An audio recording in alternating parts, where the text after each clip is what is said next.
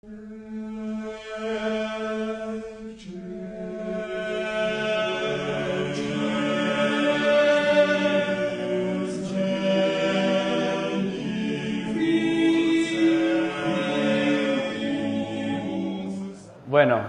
estamos viendo la lucha entre el bien y el mal a lo largo de la historia. ¿Se acuerdan? Sí. Comenzamos con nuestro Señor Jesucristo, ¿verdad? Cómo se dio esa lucha en la vida de Él y cómo esa lucha era el ejemplo, el paradigma, ¿verdad? De todo lo que vendría a lo largo de la historia. ¿Se recuerdan de eso que vimos, verdad? Después cómo los apóstoles fueron predicando la fe por todo el mundo. Después fuimos viendo cómo la fe se fue difundiendo, ¿verdad? Por todo el orbe.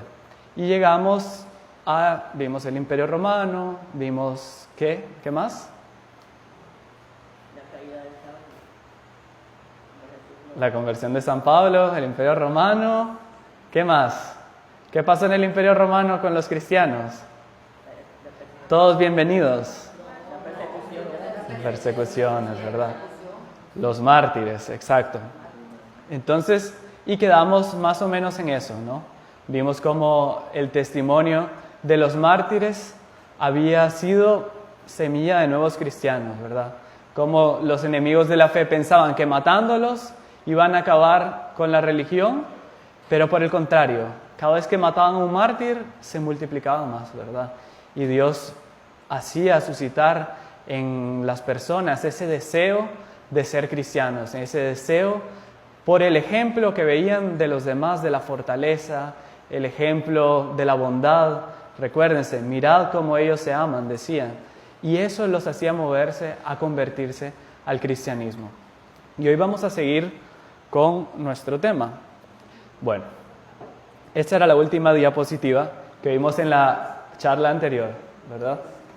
Entonces vemos aquí que un emperador, una cruz arriba y ahí, en fin, vemos un montón de gente impresionada por lo que está viendo el emperador.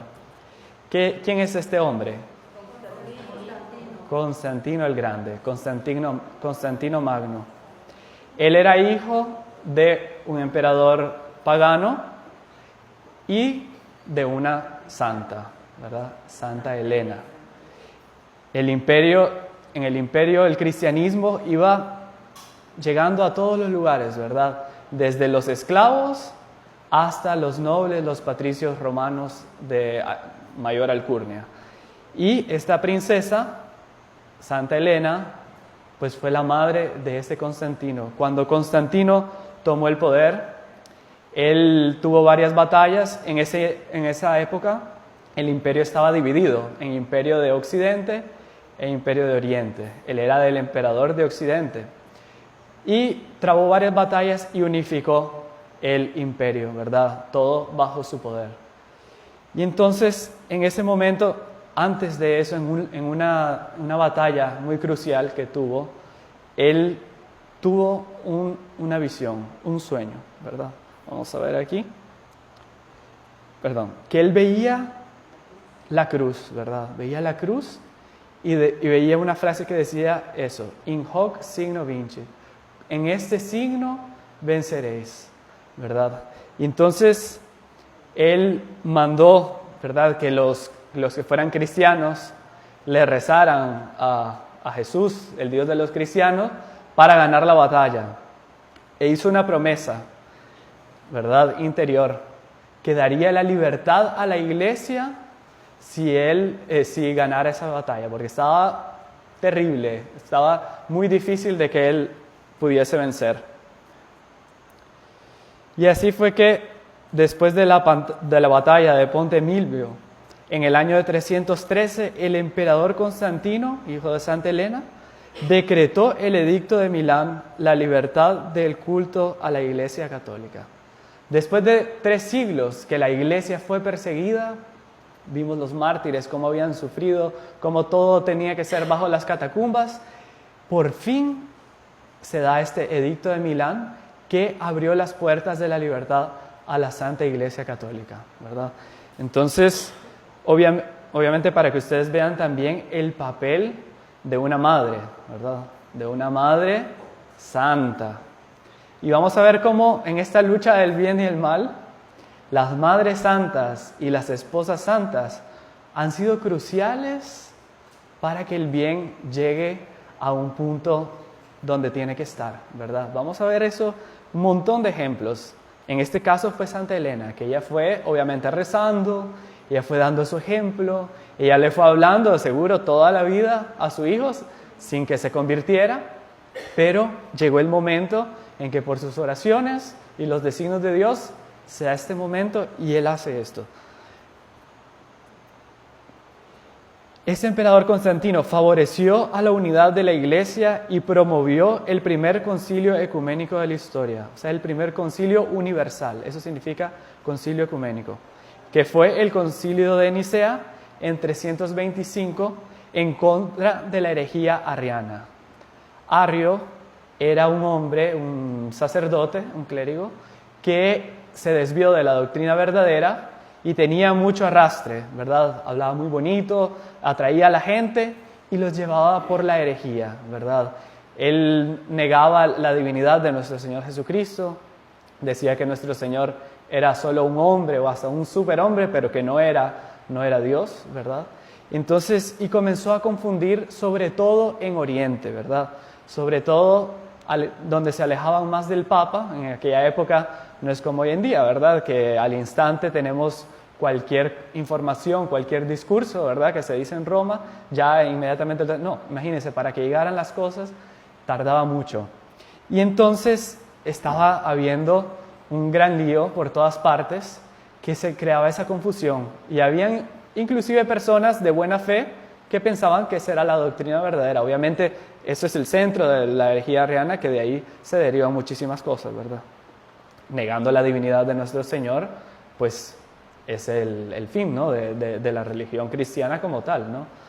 Entonces, cuentan los historiadores que se diera una escena en extremo conmovedora en este concilio de Nicea, cuando patriarcas, obispos, sacerdotes y fieles de todo el mundo se encontraban por primera vez con las marcas de suplicios, con falta de algún miembro por ser fieles a la fe, y compartían sus historias santas y la alegría de haber cesado ese periodo tan duro para la Iglesia. O sea, imagínense, 300 años, todo el mundo escondido, todo el mundo que no podía ni decir nada, y de repente, por fin, y se encuentra una magna concentración en Nicea, donde el emperador favoreció para que todo el mundo pudiera viajar, ¿verdad? Y ahí se reunieron, y entonces todo el mundo, él es el obispo de no sé dónde, escuchamos hablar de él, cómo defendió la fe. De repente aparecía uno sin un brazo, así. ¿Y ese quién es? No, ese es el patriarca de no sé dónde, que porque no, cuando lo agarraron dijo que él era cristiano y que iba a mantener su fe, le cortaron el brazo para ver si él la negaba, pero no, y se mantuvo firme. Él está. Y ahí se encontraron otro sin ojo, otro, no sé, en fin, tantas cosas, ¿verdad? Pero cuentan cómo eso fue un hecho que cuando las personas sufren juntas, se unen, ¿verdad? El sufrimiento muchas veces ayuda a unir.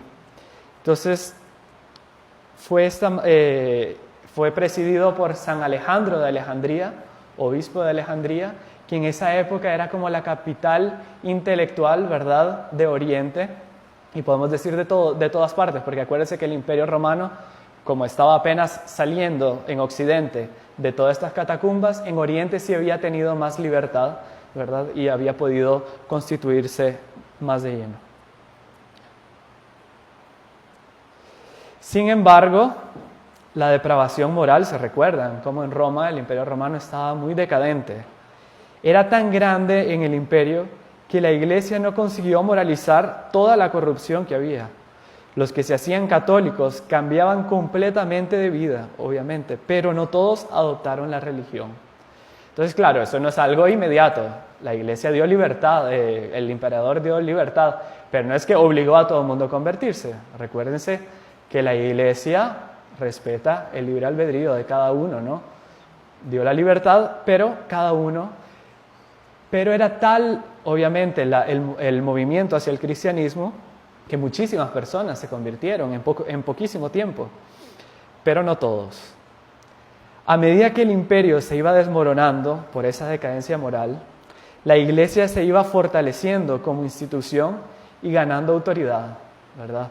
Imagínense ver todos esos nobles que tenían esa vida disoluta, que tenían esas costumbres. Las personas no siguen a una persona que no da un buen ejemplo, ¿verdad? Y al mismo tiempo, la iglesia surgiendo con ese poder de su autoridad, ¿verdad? Iba llamando la atención. Entonces, ahí vemos en esa foto cómo el Papa iba creciendo en autoridad. También Constantino, él se fue para Bizancio. Cambió la capital del imperio romano para Bizancio, que era la capital del imperio oriental, ¿verdad? Como él unificó, él se fue allá, ¿verdad? Donde tenía menos complicaciones. Ya vamos a ver por qué. Y ahí fue que fundó la ciudad de Constantinopla, ¿verdad? Por eso Bizancio se pasó a llamar Constantinopla.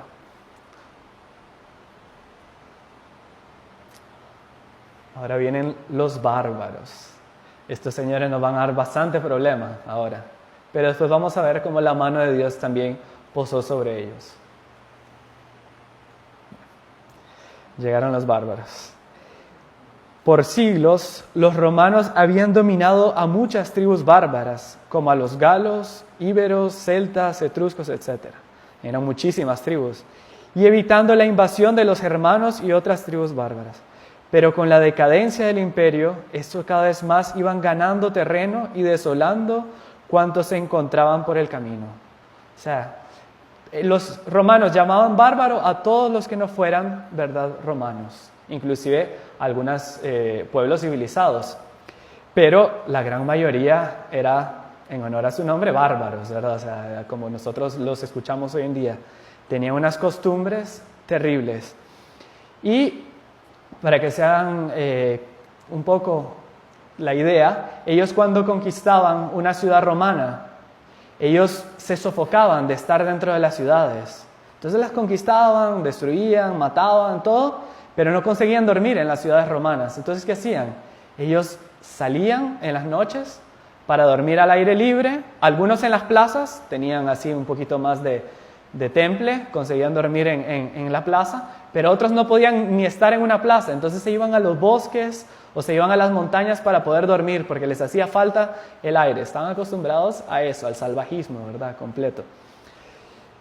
Después otros, por ejemplo, los hunos, cómo cocinaban su mejor platillo, ¿verdad?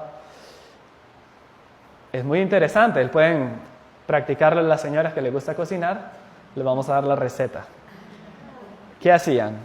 Agarraban el caballo, ponían su caballo, quitaban la montura, ponían ahí el bife, ¿verdad?, el gran pedazo de carne, ponían arriba la montura. Después pasaban todo el día, ¿verdad?, cabalgando, haciendo todas sus guerras y todo lo que tenían que hacer. Y después llegaba el momento, quitaban la montura y tenían el bife preparado a la caballo, ¿verdad? Si quieren probarlo, dicen que era muy bueno, ¿no? Quedaba con el sudorcito, el calor, la fricción, ¿no? Ahí se cocinaba un platillo exquisito de los bárbaros. Apenas algunos ejemplos de cómo era esta gente. Los funcionarios imperiales, sí, toda esa gente decadente, despavoridos huían, mientras que la jerarquía eclesiástica se mantenía en sus lugares, con sus diócesis gobernadas por obispos y sus parroquias por párroco. La iglesia se organizó rápidamente, ¿verdad?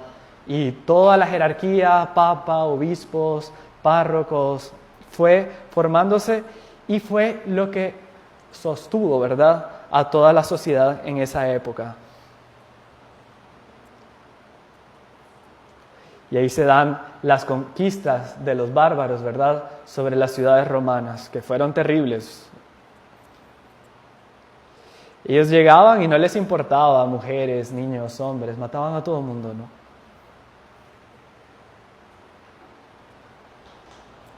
Y ahora tenemos un papa muy interesante, San León Magno.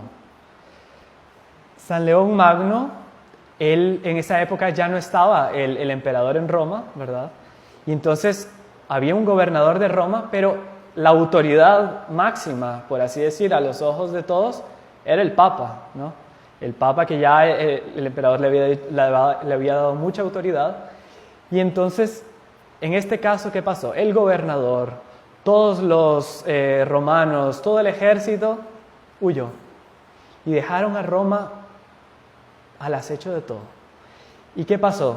Vino este Papa y dijo, los invasores romanos eran los hunos, ¿verdad? El rey Atila, que iba devastando todo, iba llegando sin ningún problema a Roma. ¿Y qué hizo este Papa? De seguro dijo, sí, bueno, vamos a hablar con estos hunos y les voy a decir, mire, a ver, su religión y la nuestra es la misma. Vamos a hacer un pacto, es bien parecida, mire, ustedes adoran a 30 dioses, nosotros adoramos a uno, ¿verdad? En la suya tienen que hacer sacrificios humanos, en la nuestra Jesús hizo un sacrificio, es muy parecida, ¿verdad? Y llegar a un acuerdo. ¿Será que hizo eso el Papa? No, ¿verdad que no? Es un Papa santo, entonces mantuvo la fe, la integridad de la fe y también con su ejemplo, su fortaleza, hizo ¿qué?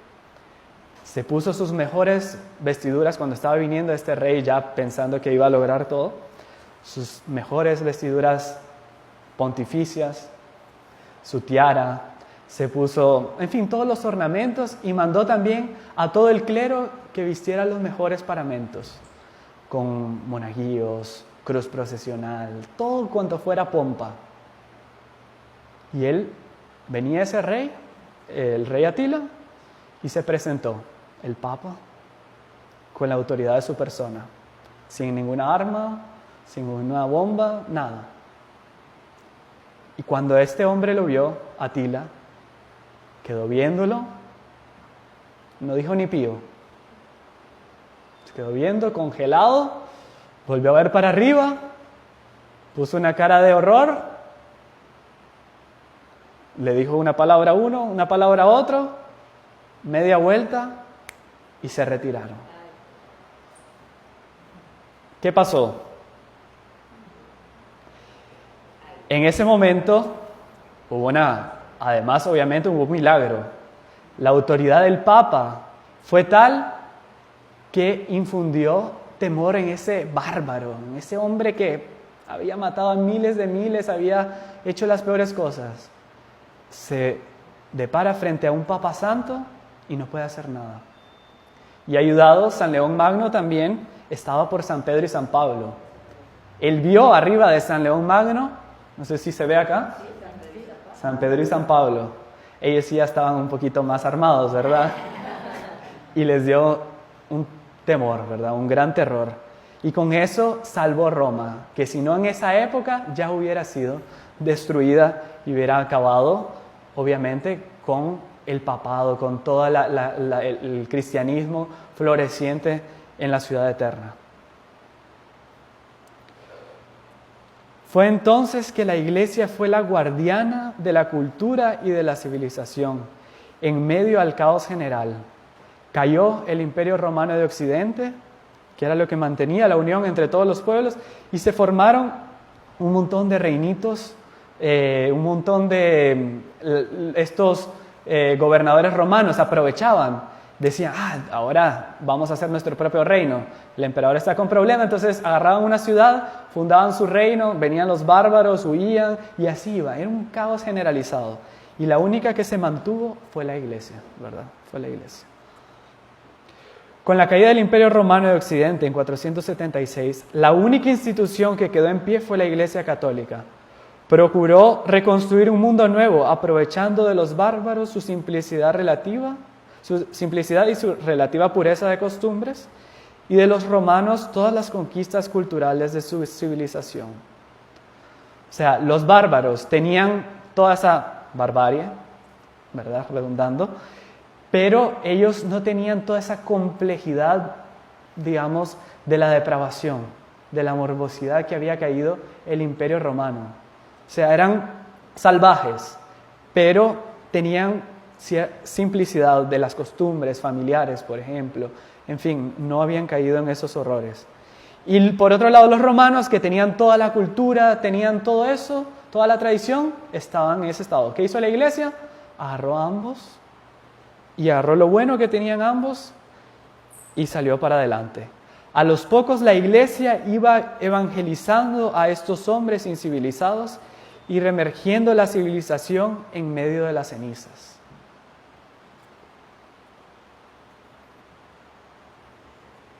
¿Saben quién es este acá? ¿Vikingos? No. A ver. No. Ese de ahí es Clodoveo, rey de los francos. Una de las tantas tribus, ¿verdad?, que había, eran los francos. Ellos habían conquistado una de la parte de Galia, que era la actual Francia, ¿verdad?, que después se llamó Francia, y que era parte del Imperio Romano. Y este santo, este hombre que está acá de blanco, ¿verdad?, es San Remigio. Era un obispo de Reims. Y él, ¿qué hizo?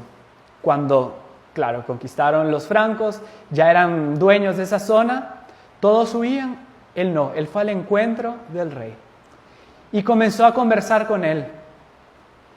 Y quedó tan impresionado de la sabiduría que él, el rey franco, que quería también destruir, conquistar, no les importaba nada, quedó con un gran respeto por San Remigio. San Remigio, también muy diplomático, buscó cómo ofrecerle en matrimonio, o sea, cómo aconsejarlo de que se casara con una princesa cristiana. Y se casó con Santa Clotilde, que era también de ascendencia bárbara. Sus padres eran bárbaros, pero se habían convertido, y consiguió hacer que hubiera ese matrimonio. Obviamente no le dijo, ¿no? Eso le habrá dicho, ¿no? Es una mujer muy inteligente, una mujer que va a saber ser una gran reina, princesa, Y no le dijo que era cristiana, pero los casó. Y ahí, obviamente, Santa Clotilde hizo su trabajo, ¿no? Como buena esposa, de rezar por el esposo y, obviamente, en lo que puede aconsejarlo. Y fue así que Clodoveo, rey de los francos, por la influencia del obispo San Remigio y de su esposa Santa Clotilde, se convirtió y se bautizó en el año 496. Y por primera vez en la historia se convierte un rey bárbaro, ¿verdad? Y con eso, con este hecho, nace Francia, la hija primogénita de la iglesia, ¿verdad? Francia se llama así, hija primogénita de la iglesia, porque como nación fue la primera que se convirtió al cristianismo, ¿verdad? Ese rey Clodoveo había conseguido hacer una cierta unificación de estos pueblos bárbaros en toda Galia, y con eso, cuando él se convirtió, muchísimos siguieron el ejemplo de él, ¿verdad?, de los francos, para no decir la gran totalidad con el tiempo. Absolutamente todos con el tiempo se hicieron cristianos católicos. Ahora tenemos a San Benito, ¿verdad? Yo creo que muchas personas conocen la historia de San Benito, por eso no vamos a tratar tanto del tema de él. San Benito era de una familia aristocrática romana.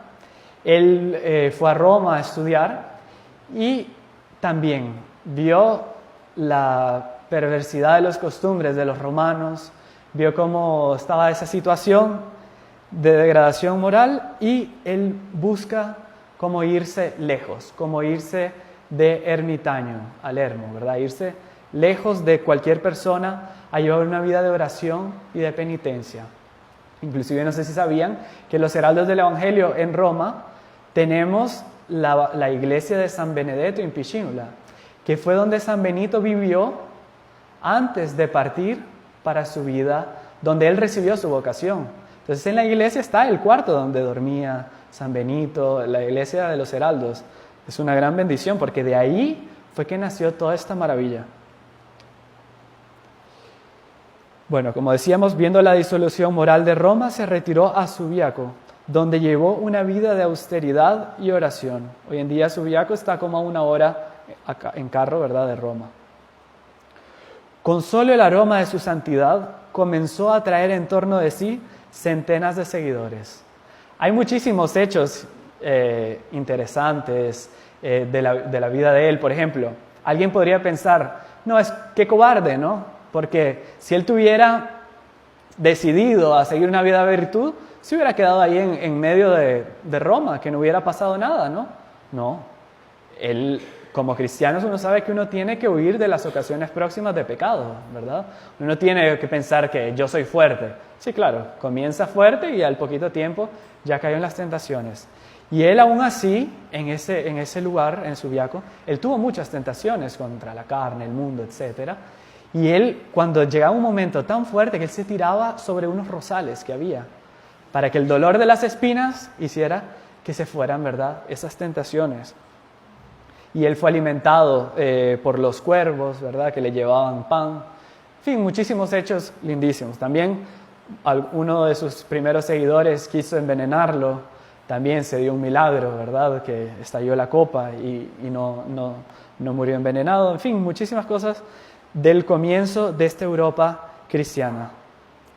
Padre del monaquismo de Occidente, ¿verdad? Él fue quien en Oriente, ya con San Basilio Magno y San Antón, habían nacido el monaquismo. En toda la parte de Siria ya habían monjes, pero en Occidente no existían los monjes, solo existía el clero secular. Entonces con él nacieron los monasterios también en Occidente.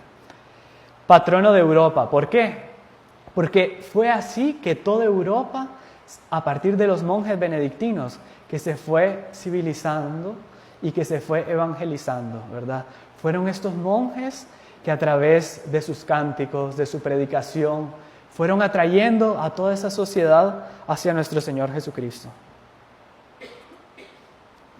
En el año de 590 sube al trono pontificio San Gregorio Magno, otro papa espectacular, ¿verdad? Santo, lleno de sabiduría. Él era también patricio romano. Al morir su padre,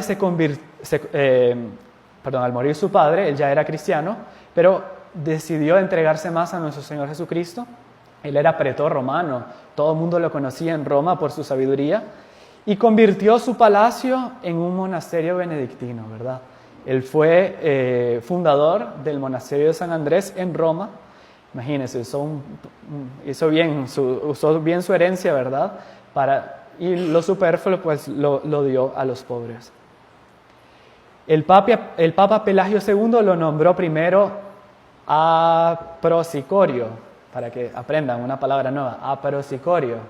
Significa nuncio. En esa época a los nuncios se les llamaba aprosicorio. Pero sobre todo al que iba a Constantinopla, que era la capital del imperio, y era el que tenía que mediar entre la autoridad civil, ¿verdad?, que él era emperador, con la autoridad eclesial, que era pues el Santo Padre. Entonces tenía un papel muy importante en esa época para mantener la armonía. Después de 8 años, él regresa a Roma, donde el Papa lo nombra su consejero. Cuando le dicen que va a volver a Roma, su sueño era volver a su monasterio, llevar su vida de monje, ¿verdad? Pero, infelizmente, y por obediencia, tuvo que ir de consejero del Papa y vivir en la corte del Papa, en los asuntos, ¿verdad?, tan delicados que hay siempre alrededor de un Papa. Y obviamente tan ajetreados. Ahí él, en ese momento, él estuvo en una feria de esclavos. En esa época recordemos que los esclavos eran cosas, ¿no? Se vendían, se compraban. Uno quería probar un veneno, ¿qué hacía? Se lo daba al esclavo para ver en cuánto tiempo se moría, ver cómo se retorcía.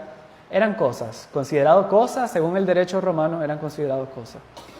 Y la iglesia todavía no había conseguido abolir la esclavitud.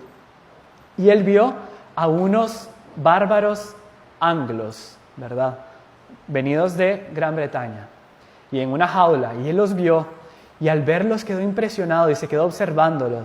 Y eran hombres de buena apariencia, con inteligencia, hombres muy dotados. Y entonces ahí él le fue a preguntar al que estaba vendiendo, ¿quiénes son estos? Ahí le dijo que eran anglos. Ahí él dijo, non anglo sed angelo. O sea, no son anglos, sino ángeles. Sí cristianos, si se convierten al cristianismo. Entonces él pidió al Papa para ir de misionero, ¿verdad?, a Gran Bretaña, a convertir a los anglos. Pero el Papa primero dijo que sí, pero cuando la gente se dio cuenta que se iba a su santo de Roma, que era tan conocido ahí, todo el mundo, no puede ser, y presionaron al Papa para que lo dejara. Entonces, bueno, pero en ese momento pudo volver, el Papa también concedió un poco y lo dejó ir al monasterio. Cuando él pensó que ya estaba en la vida que él siempre quiso llevar con sus monjes, muere el Papa Pelagio II y es aclamado como Papa San Gregorio. Lo peor para él podía ser nombrado Papa. Imagínense, con todos esos líos, con todos esos problemas y sobre todo también por su humildad. Él se creía indigno de eso. Entonces, en cuanto supo, porque toda la gente comenzó a aclamar, ¿no? Gregorio, Papa, Gregorio, así era en la época. Y entonces él se fue corriendo a las montañas, se escondió. Cuando iban a las montañas se iba a los bosques hasta que el pueblo lo encontró, lo arrinconó y no hubo forma. Tuvo que aceptar ser Papa. Y bueno, ya vio el designio de Dios y aceptó sin coacción, ¿verdad? Voluntariamente. Sus principales logros, ¿cuáles fueron? La conversión de los lombardos, ¿verdad? Un pueblo también bárbaro, los lombardos. Después, la conversión de los visigodos, también en la península ibérica, que eran arrianos. O sea, los lombardos eran paganos. ¿Se acuerdan de que habíamos hablado de los arrianos, de esa herejía? ¿Qué pasa? Algunos de estos habían ido antes que los cristianos a los bárbaros y los habían convertido a esa herejía antes de que llegara el cristianismo. Entonces, ese era el caso de los visigodos. Ellos eran arrianos, no conocían la verdad revelada de su plenitud. Entonces, él consiguió convertirlos al catolicismo, a los arrianos, a los visigodos. Después, obviamente, ese deseo que él tenía de ir a Gran Bretaña a convertir a los anglos, él mandó a sus monjes, ¿verdad?, a hacer esto. Y fue, sobre todo, San Agustín, que después se convertiría en San Agustín de Canterbury, que es el primer obispo de Gran Bretaña. La disciplina y la renovación del clero, ¿verdad? Imagínense en toda esa situación de caos, el clero muchas veces iba tambaleando. Entonces él, como monje, quiso esparcir esa disciplina monástica a todo el clero. La estructuración y difusión del canto que se llama gregoriano, ¿verdad? Es por él que hay canto gregoriano. Ya existía, pero él hizo muchísimos otros cantos y él mismo, siendo papa, enseñaba el gregoriano a los monjes y al pueblo. El comienzo de una estructura de gobierno teocéntrica. Y muchos historiadores dicen que fue con el Papa San Gregorio Magno que nació las semillas y las bases de la Edad Media, ¿verdad? Donde todo el poder vuelve hacia Dios y Dios es el que da el poder a los hombres, ¿verdad? Eso quiere decir teocéntrico, Dios en el centro. En el año 622 comienza ¿qué? La expansión musulmana. Hasta entonces este problema no había comenzado. ¿Quién fue el Islam? ¿Quién fue Mahoma? Vamos a ver un poco. Los árabes primitivamente no formaban propiamente una nacionalidad, eran diferentes tribus, ¿verdad?, que se encontraban por el Mar Rojo, en el Golfo Pérsico, etc. Mahoma era descendiente de familia pobre y comenzó la vida conduciendo caravanas a través de los desiertos. Después, más tarde, se casó con una viuda rica y se entregó entonces a la meditación. Conocedor de varias religiones y de muchas personas, inteligente y buen conocedor del pueblo y de las costumbres árabes, concibió la organización política de las varias tribus árabes sobre la base de una única religión. La esposa de este hombre, esta viuda, era, ¿adivinen qué? No, judía. Era judía. Entonces, la doctrina de Mahoma, el Islam no tiene nada de original, al contrario, es una mezcla de varias doctrinas, donde se hace notar el cristianismo y el judaísmo. Mahoma predicaba la existencia de un solo Dios, Alá, que traza el destino de las personas. Era pues una doctrina fatalista, o sea, usted ya nace con un destino, haga lo que haga, va a acabar en esa, ¿verdad? O sea, niegan el libre albedrío, la libertad. El islamismo justificaba y consentía la poligamia, concibiendo un paraíso donde hubiera placeres materiales. Claro, es el sueño de cualquier persona que tiene su finalidad en este mundo, ¿verdad? Que el cielo que sea, placeres, fiesta, eso es el cielo, ¿verdad?, de los maometanos. Predicaba la inmortalidad del alma, el ayuno, la peregrinación al menos una vez en la vida a Meca y prohibía el uso de carne de cerdo y del vino. Los árabes, formando una única nacionalidad y unidos por el fuerte lazo de la religión, en poco tiempo expandieron sus dominios, conquistando sucesivamente a Siria, Palestina, Persia, Egipto, todo el norte de África y España. O sea, en poco tiempo, aprovechando también toda la situación que había, recordemos, fueron avanzando rápidamente. Mucho más allá habrían ido si no fueran derrotados en Poitiers por Carlos Martel. Carlos Martel es el abuelo de Carlos Magno, el fundador del Imperio Carolingio, que fue descendiente de Clodoveo, ¿verdad?, rey de los francos.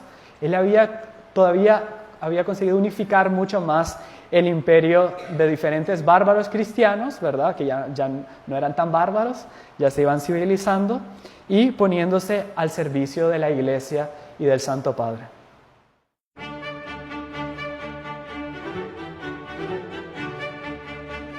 Carlos Magno teve uma tarefa que, considerada em essência, foi análoga à de Moisés. Ele tomou o povo eleito verdadeiro, que não eram mais os judeus, que era uma prefigura do povo eleito, mas o povo verdadeiro, que é o povo católico, que estava sujeito a uma servidão iminente da parte dos piores adversários, e por uma luta tremenda ele venceu esses adversários todos e estabeleceu os fundamentos da civilização cristã. Para nós nos darmos ideia um pouco do que foi a tarefa de Carlos Magno, nós temos que considerar as condições de seu tempo. Os senhores sabem bem que até os séculos V de nossa era, o Império Romano do Ocidente cobria toda a Europa Ocidental. Esse império foi derrubado pela avalanche dos bárbaros. E como bárbaros eram incompatíveis por hábito, por psicologia, por tendência natural à civilização. Eles se estabeleceram no Império Romano do Oriente e foram do Ocidente, foram espandongando, querendo ou não querendo, a civilização. Para os senhores terem ideia de como esses bárbaros eram bárbaros ao pé da letra, basta dizer que havia uma tribo bárbara que não conseguia, em geral, dos bárbaros dormiam nas praças públicas das cidades, porque eles sentiam falta de ar de dormir dentro das casas, não compreendiam se pudesse dormir dentro de casa. Mas havia uma nação bárbara, uma tribo, a dizer mal, uma nação bárbara, que sentia falta de ar em dormir na cidade. Quando chegava a noite, eles mandavam abrir a porta da cidade e iam dormir no mato, porque na praça pública da cidade eles não sentiam respiração. Não preciso dizer mais nada aos senhores. Um problema muito grave que os bárbaros se punham era se valia a pena de se alfabetizarem, porque eles viam que os romanos eram alfabetizados, mas eram muito decadentes, corruptos e maus soldados. E eles achavam que a razão disso era a alfabetização. O Império Romano do Oriente desapareceu, mas a Igreja, com suas dioceses, com seus conventos, etc., continuou de pé. E então havia um ponto de salvação para tentar sair do abismo. Era fortalecer a influência da Igreja e, por essa forma, reerguer-se da situação miserável em que a humanidade que a Europa tinha caído. Aí vem nova catástrofe. A Península Ibérica é invadida por maometanos por causa da moleza e do quinto-colonismo entre os ostrogodos que habitavam a Espanha. A Espanha ficou quase toda ela invadida e a onda árabe começou a invadir a Europa semi-romana e semi-bárbara a partir dos Pirineus. Sem falar que muitos maometanos nem passavam pela Espanha. Eles tomavam barcos, desembarcavam na Itália, desembarcavam no sul da França e começavam as invasões também. De maneira que essa chaga viva, que era a Europa daquele tempo, ainda começou a sofrer a pancadaria maometana.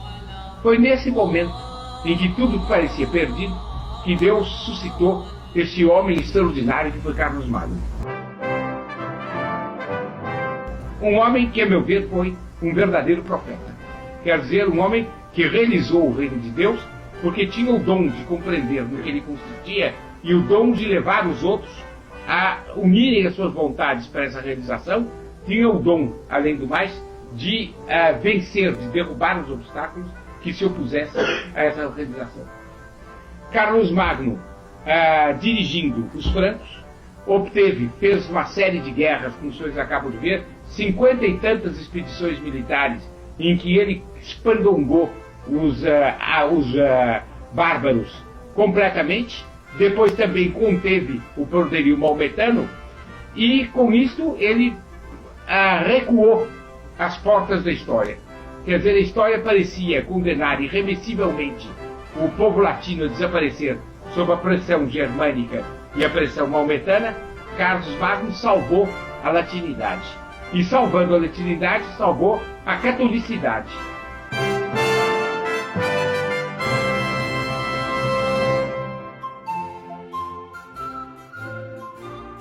Esse homem, ele incutia respeito no tempo de moço, como se ele fosse um velho.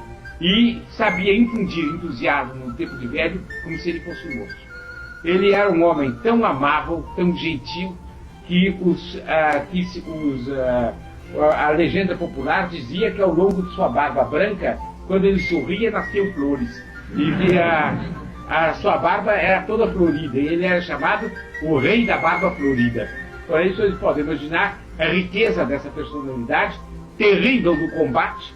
Os adversários, quando sabiam que Carlos Magno estava numa frente de batalha, já tinham metade da batalha perdida, mas ao mesmo tempo tão amável, tão gentil, que os outros julgavam ver flores nascerem de sua barba. Este grande guerreiro foi ao mesmo tempo um grande formador de homens. E ele formou um conjunto de homens que passou para a história como o conjunto dos conjuntos, que foram os 12 pares de Carlos Magno. Quando se fala de par de Carlos Magno, se trata de uma relação ideal. Nunca, na ordem temporal, bem entendido, nunca a relação entre um chefe e seus súbditos foi uma relação tão nobre. Nunca ela foi tão elevada, nunca ela foi tão forte. Nunca a condição de súbdito foi tão categórica, mas ao mesmo tempo comunicativa de tanta grandeza quanto alguém ser um par de Carlos Magno. De outro lado, uma coisa muito bonita era a solidariedade desses pares. Uma solidariedade sem megalice, uma solidariedade sem inveja, uma solidariedade que visava apenas o serviço do imperador e, no serviço do imperador, a causa da civilização cristã e, portanto, da Igreja Católica e, portanto, de Nossa Senhora e, portanto, de Nosso Senhor Jesus Cristo no mais alto do céu, por uma série de mediações, né, que Carlos Magno servia. E, por isso, eles eram intimamente unidos entre si. E o modelo ideal da amizade nobre, forte, varonil, despretensiosa e leal é a amizade que reuniu os pares de Carlos Magno.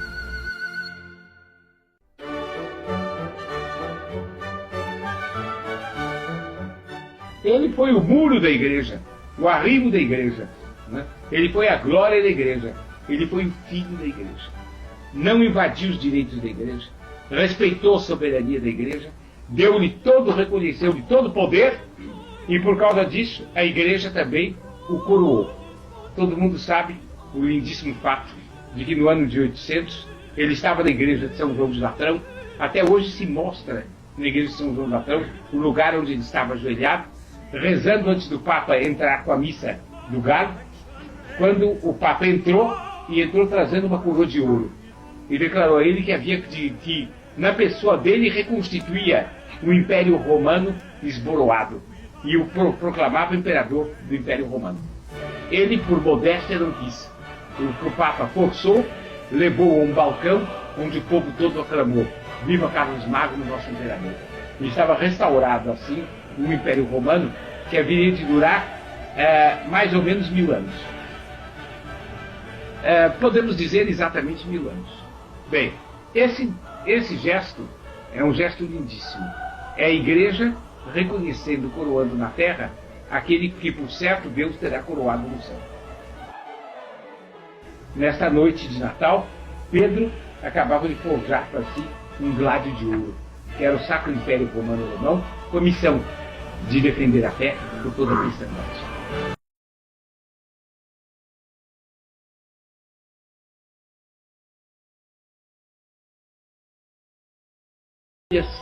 Belezas. Elas nos lembram dias tão diferentes que são os dias em que nós vivemos.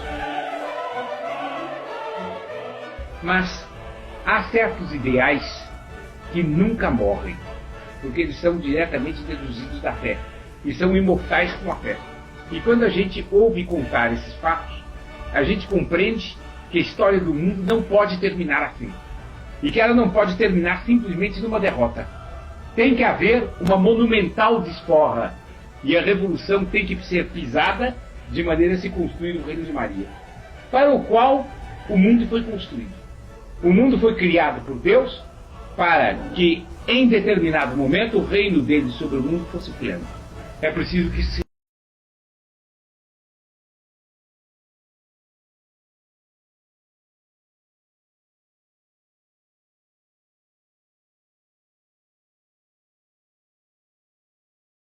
Carlos Magno es coronado en el año 800, emperador, ¿verdad?, por el Papa. Él había librado a los estados pontificios de muchísimas otras invasiones de otros pueblos bárbaros, no cristianos, y él tuvo un gran papel en toda la evangelización y en la civilización de Occidente, ¿verdad?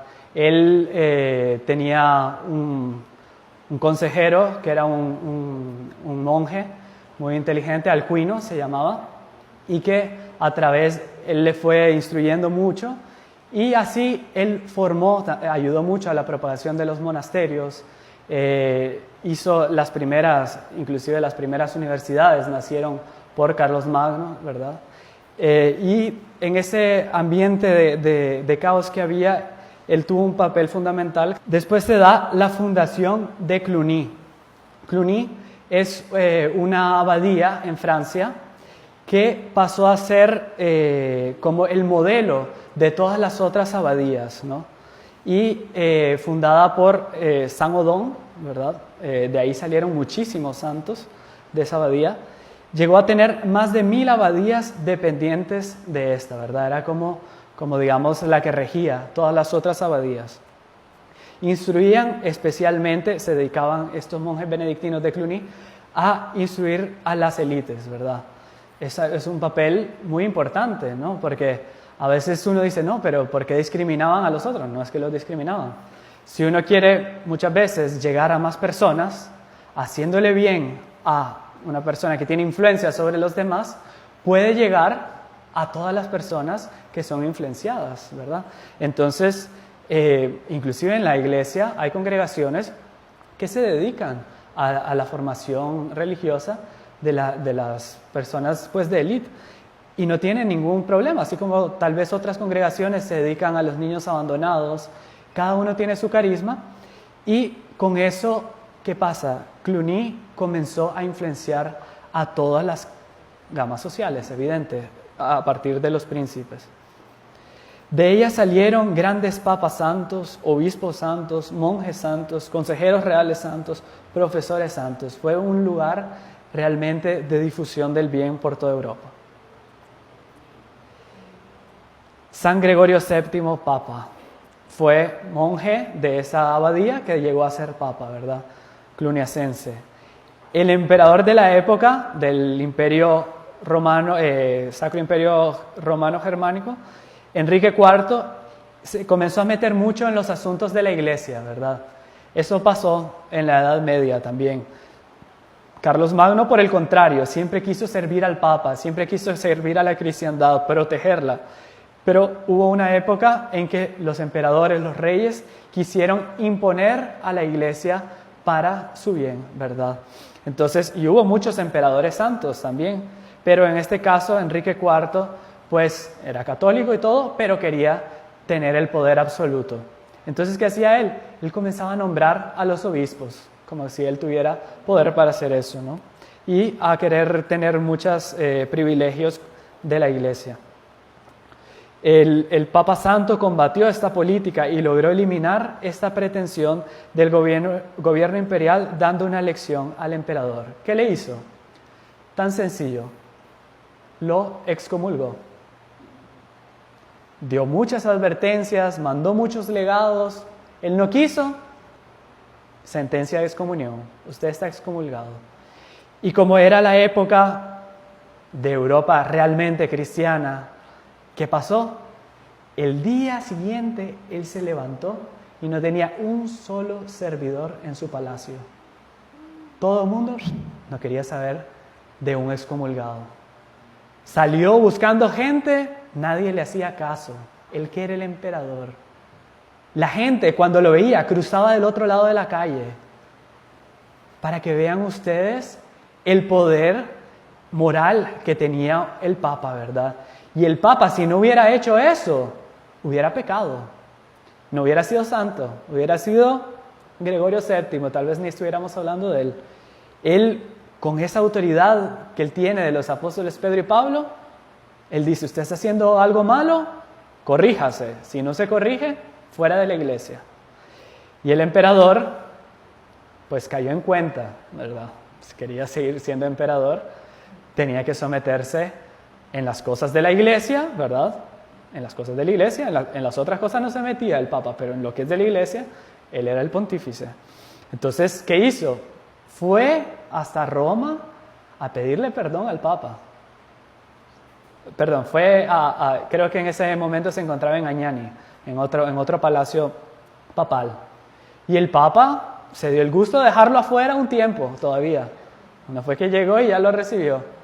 Esperó allí y bueno, ya está arrepentido, le devolvió, le levantó la excomunión, le dio una penitencia, obviamente penitencia pública, y lo restituyó en el cargo de emperador. Y se convirtió y murió bien, ¿verdad? Este emperador. Si no, este Papa no hubiera hecho eso, de repente este rey se condenaba y hacía un montón de atrocidades. Para lo que vean cómo es importante un Papa santo que mantiene su autoridad y la ortodoxia. Ahí, ¿sí?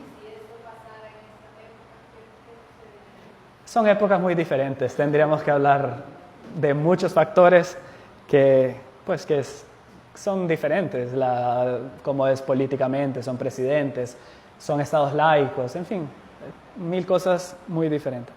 El Dictatus Papae fue un decreto del Papa, es la afirmación de la monarquía pontificia y universal en materia espiritual. Esa la hizo San Gregorio Magno, o sea, decretó. El Papa es el sumo pontífice en materia espiritual. Los reyes tendrán su autoridad, ¿verdad?, civil, pero no pueden meterse en cosas de la iglesia.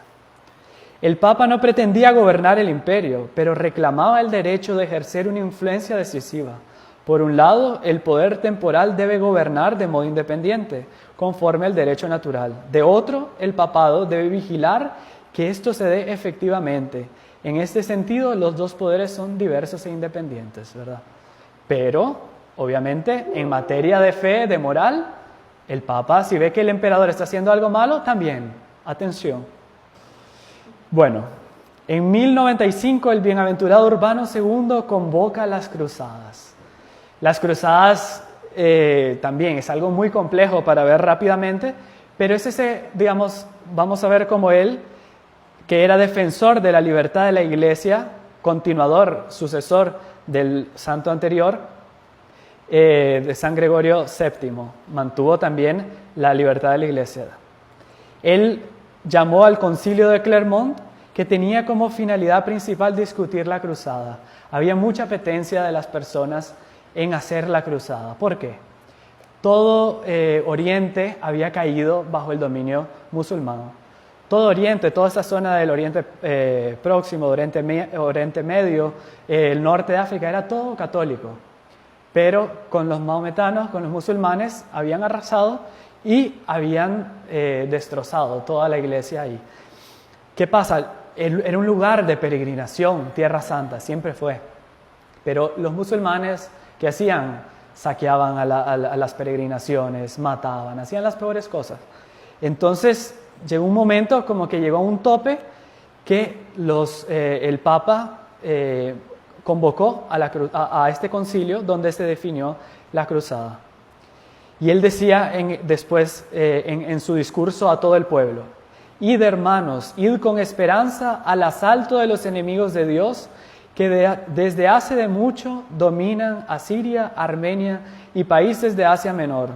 Muchos daños ya han hecho: usurpar el sepulcro de Cristo, los maravillosos monumentos de nuestra fe. Vedaron a los peregrinos ingreso en una ciudad a la que solo los cristianos saben dar el real valor.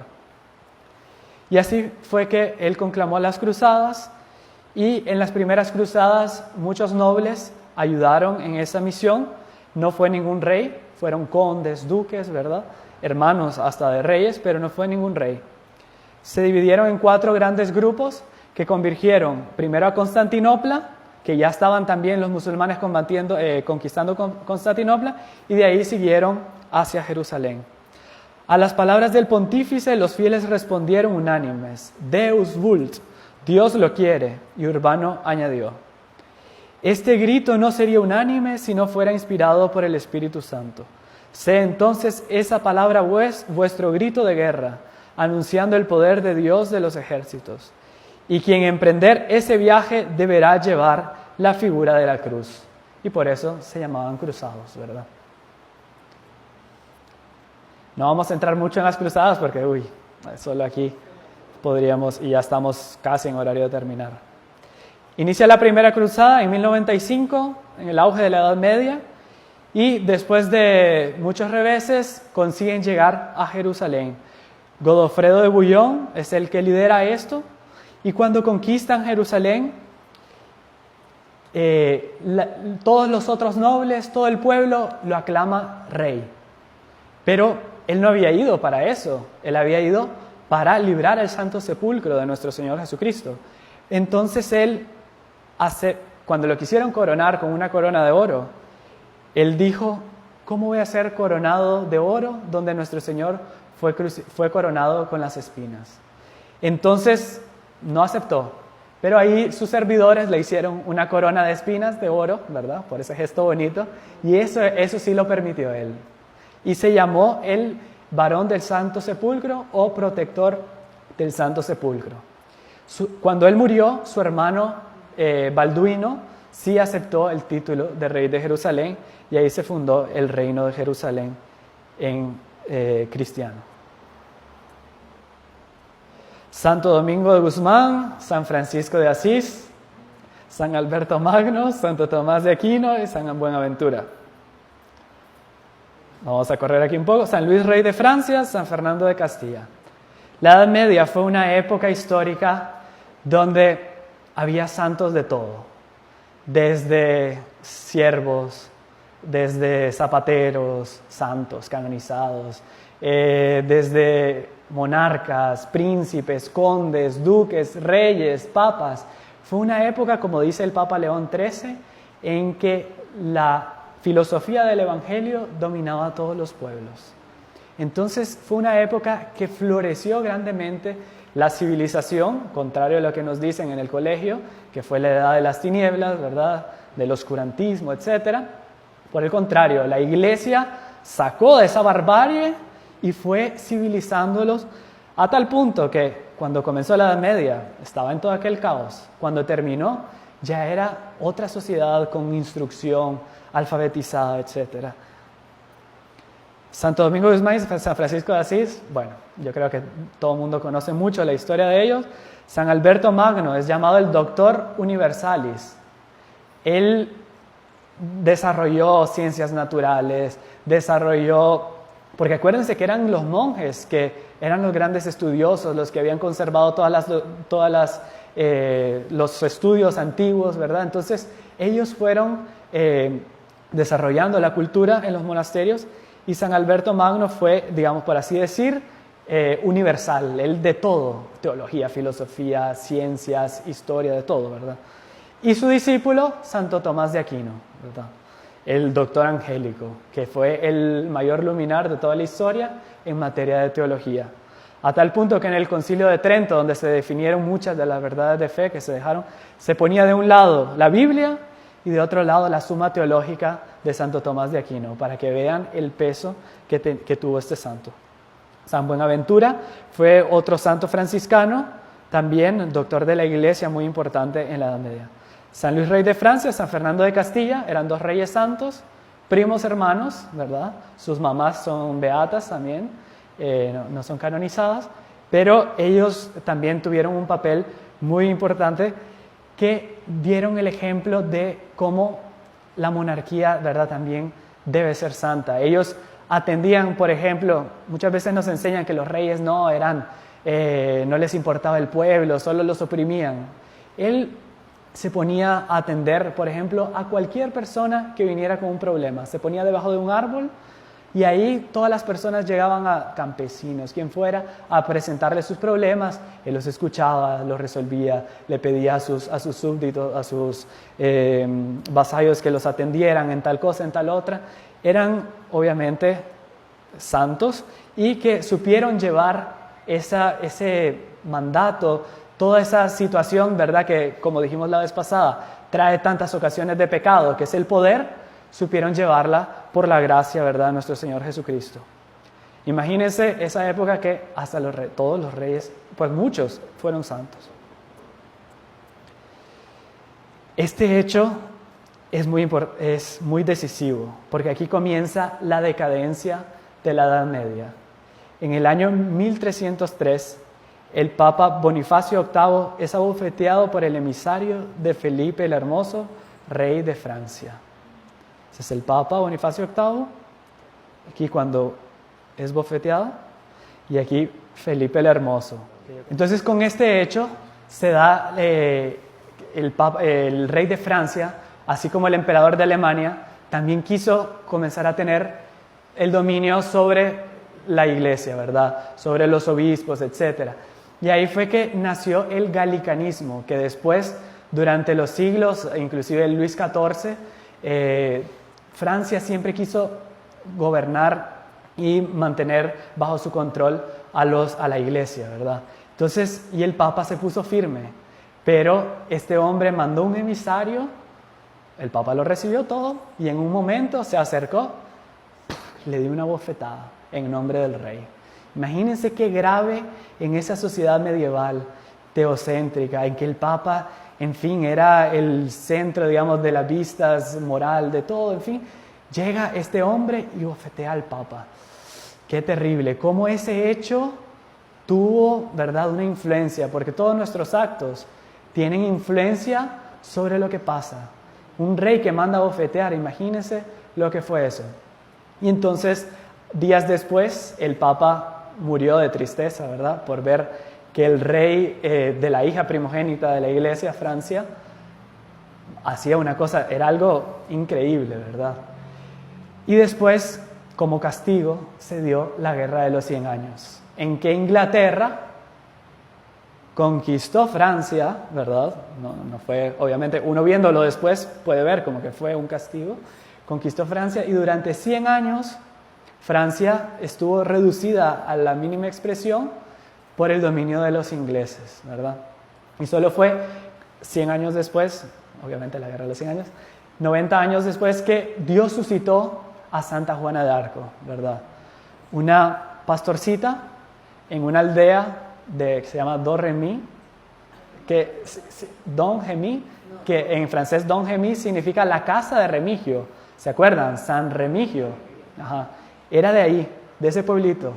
Y había una profecía que de la casa de Remigio nacería la salvación de Francia, pero 500 años antes. Y de ahí fue que salió Santa Juana de Arco, que recibió la revelación divina para librar a Francia del dominio de los ingleses. Entonces, una niña, imagínense, ¿cómo va a hacer eso?